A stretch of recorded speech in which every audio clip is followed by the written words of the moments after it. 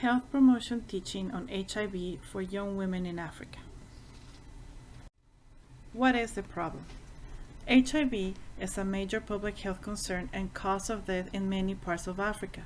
Statistics show that more than 4 in 10 new infections among women are in young women aged 15 to 24.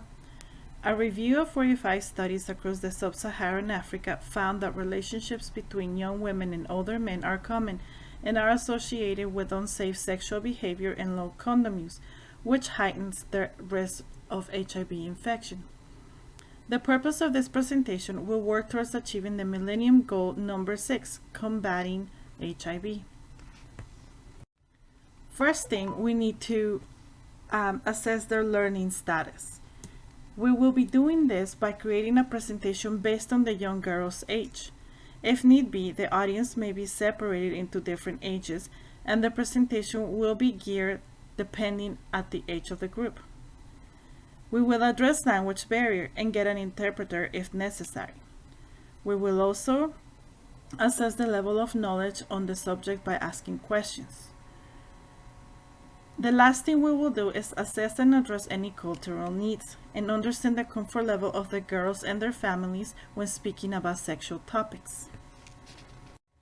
The health promotion model that I chose for this project was Pender's health promotion model. I chose this model because this includes the aspects of prior behavior, personal influences, interpersonal influences, social support, and commitment to plan of action. The goal of the health education plan is that our patients will understand the facts about HIV and how to prevent infection. The behavioral outcomes that I want to see in this education plan will be having the patient indicating to others that he or she could be a source of infection and the actions that that person will take to prevent transmission.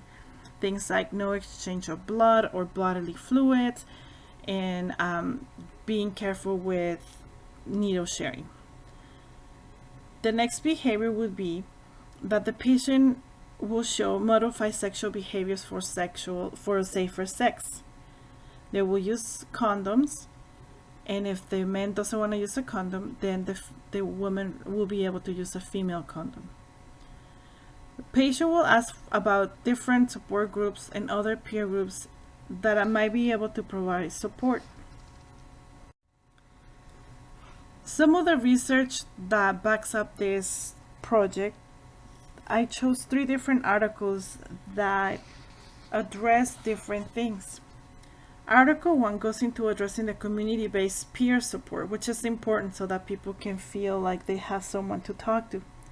Article 2 addresses how sexuality education might be articulated to keep individuals engaged. Article 3 addresses school-based sexual health education as having the potential to promote sexual health among young people. We will evaluate the success of the program by systematically collecting and analyzing information on the group that received the education. We will keep in contact with the girls so that updated information can be collected. We will evaluate the knowledge of the young girls by having them teach the information to others. The efficacy of this project will be evaluated by looking at the specific changes the individuals have made. The conclusion. It is important to have public education and awareness programs created to a specific group. Having a clear target group and good understanding of the target group's culture and language is very important. We will need to create catchy slogans and messages to really influence and change the target group. We will create flyers and will be getting the attention of the target group. Also, we can create partnerships with the different community leaders to utilize people and the research to implement the program.